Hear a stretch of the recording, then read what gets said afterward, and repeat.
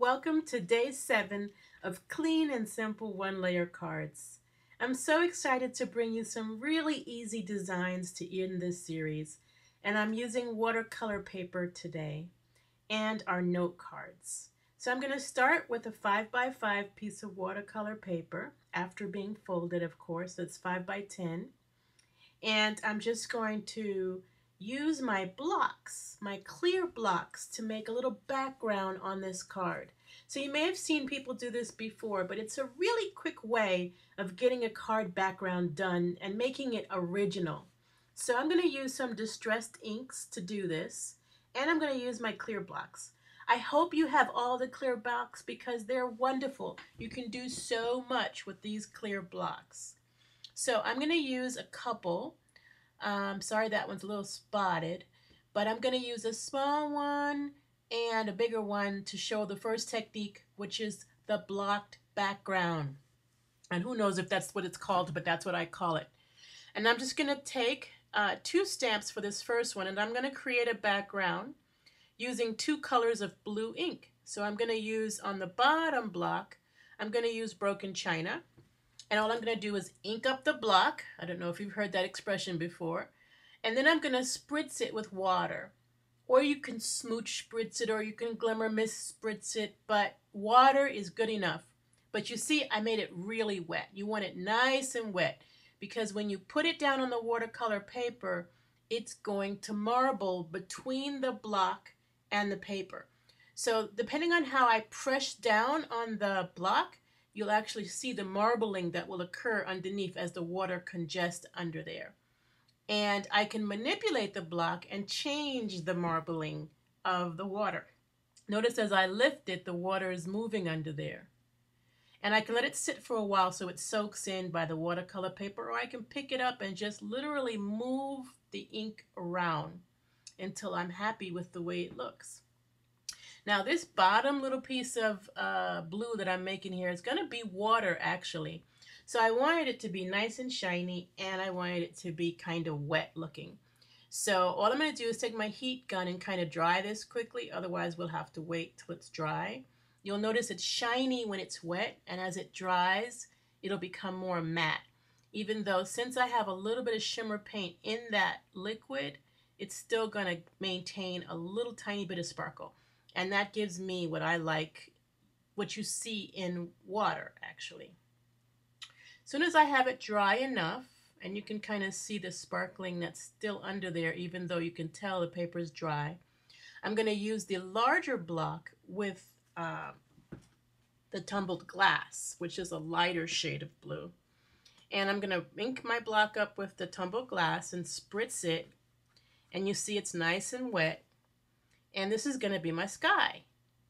So I've got water, and above the water is sky. So I bet you can guess that I'm trying to create an ocean scene or a water scene, because this card is actually going to be for a salesman, someone who I know that loves to sail. This card could also double as a children's card as well, because it's a whimsical kind of a, I don't know what it's called, the material.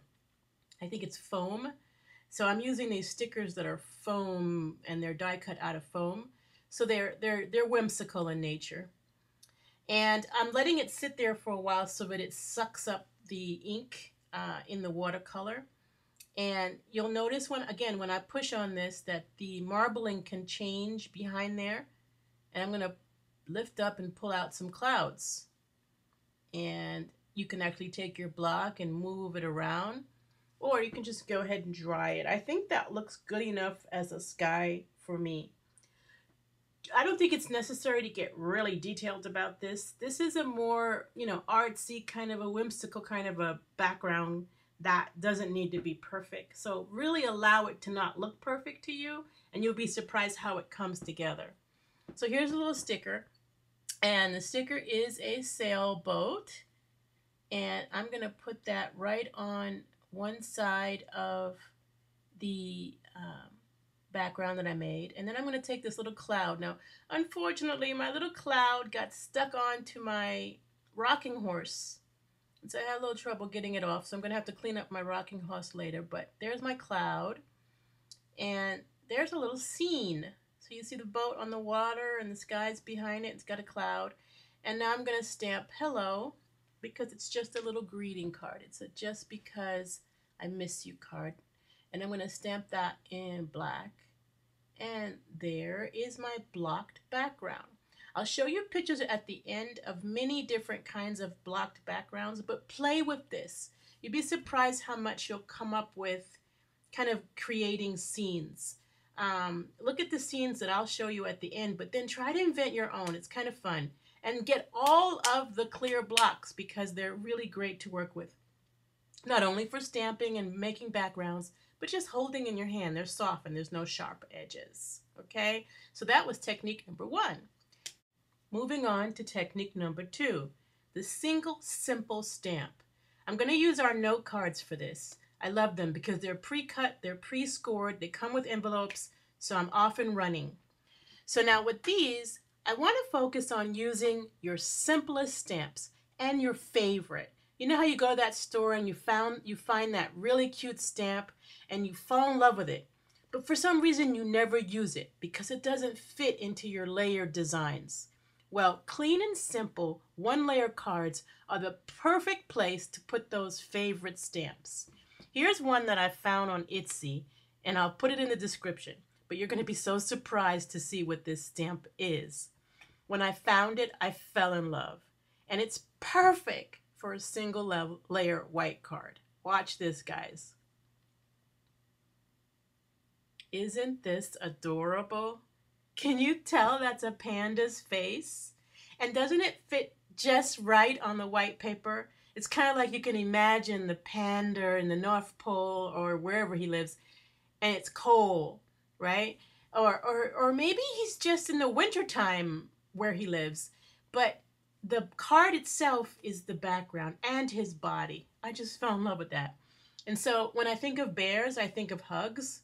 So the inside greeting for this is going to be hugs, the little kiss and the hug. And I think you can't get any simpler than this, but it's precious and I love it. So it was a perfect surface for a stamp that I found that would only really be shown off if I let it stand all by itself. So dig out those favorite stamps and use them that way.